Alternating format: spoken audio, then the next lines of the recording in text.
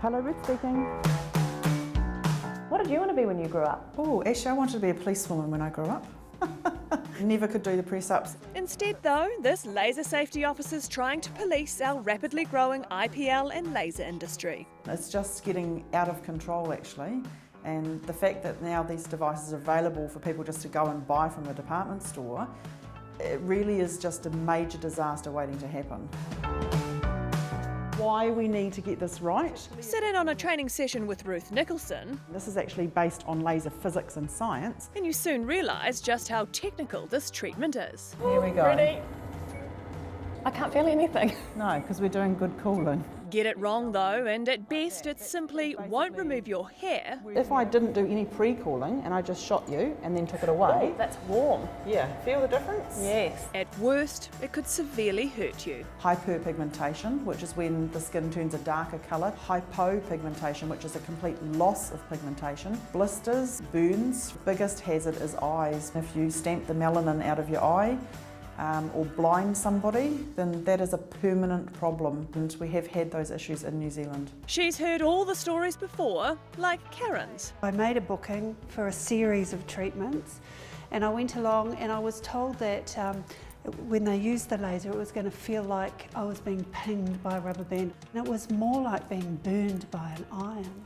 Karen told the therapist to stop and left, but not in time to stop her legs from being burnt. This is not a one-off, and it won't be the end of it. There's going to be more and more. She's written to ministers calling for tougher regulations in the professional industry. Her campaign has taken an urgent turn with the arrival of DIY hair removal devices. It's just opening up a huge area of safety concern. Yeah. All right, well, shall we go see what we can Let's find? go see.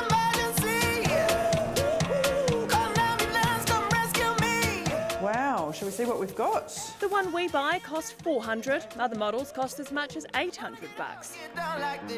Permanent hair removal. There's nothing permanent about hair removal, Ruth's first concern, the claims on the box don't match the fine print. which states that you can use it on the face and on the bikini line area. But when we read through the details here on the instructions, it actually says never use it around or near the eyes. And it's saying here that you can do the lower legs in 16 minutes, but actually in the packaging it actually states that it will take you 30 minutes.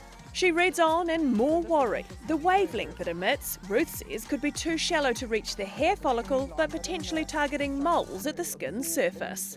The danger of that means that you could be removing the tops of skin cancers or have removed potentially the warning signs from the surface of the skin. And the final straw for Ruth, you'd have to read the instructions back to back to find out for a whole raft of reasons you should actually see a doctor before using it.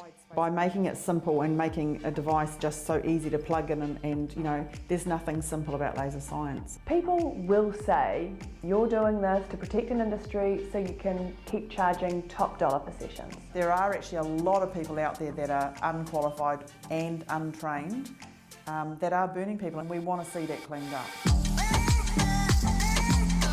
Ruth says if it's done correctly, you can get good results. So if you do want to go for treatment, there are a few questions you should ask before going under the laser. Who will be doing the treatment and what training have they undertaken? What machine have they got? What is involved in the treatment? You want to see the clinic's own before and after photos. So not the policewoman in blue that you might expect, but a policewoman in blue nonetheless.